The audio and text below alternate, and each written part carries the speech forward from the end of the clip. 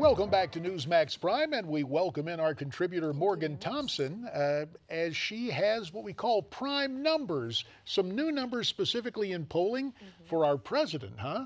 Absolutely, JD. According to a recent Gallup poll, President Obama's favorability rating is at the highest it's been since September of 2013, and that number is 53%.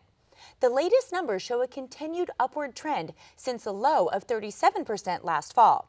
That number is a stark difference from when the president was first in office back in 2009. Then his favorability rating was 69%. And during his first year, his average rating was 62%. Another high point in his ratings was in 2012, right after being reelected. Back in November of 2012, President Obama's favorability rating was at 58%. Obama's 6th year marked his worst ratings, with an average of just under 43%. But it's interesting to note that historically, across all presidents who served 2 terms, the 6th year is the worst, with an average of 45.5% favorability, the exceptions being Reagan and Clinton. The 7th year is also a bad year for presidential ratings. But if the president's current trend continues, Obama will be the first post-World War II president since Eisenhower to see favorability increase in his 7th year of office. It's also important to note the difference between favorability ratings, or likability, and approval ratings, which refer to job performance. Gallup polls throughout Obama's presidency have shown his approval ratings to be lower than his favorability, but the two tend to move in tandem.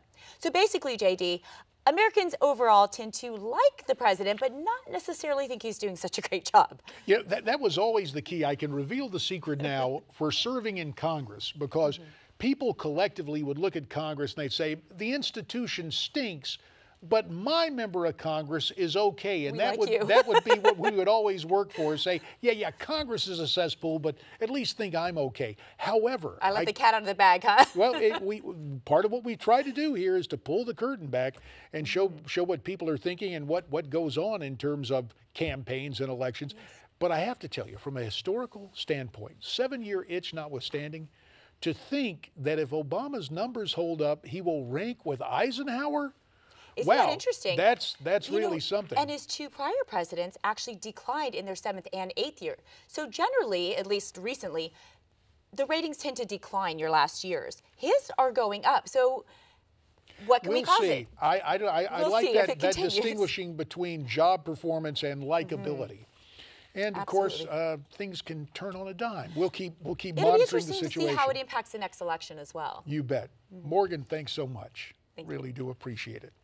Well now, as we combed through our social media comments today, President Obama's military strategy and foreign policy top of mind for very many people. Our first comment comes from William. He emailed in and he writes, I find it telling that Obama abhors American boots on the ground, then sends U.S. Army Special Forces to Syria, and then 5 minutes after mission completion, he tells the whole world about it.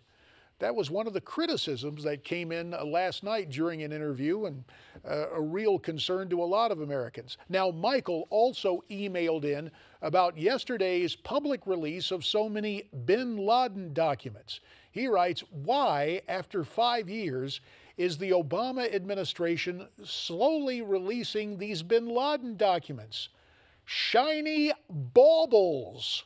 These baubles are used to draw attention away from current events.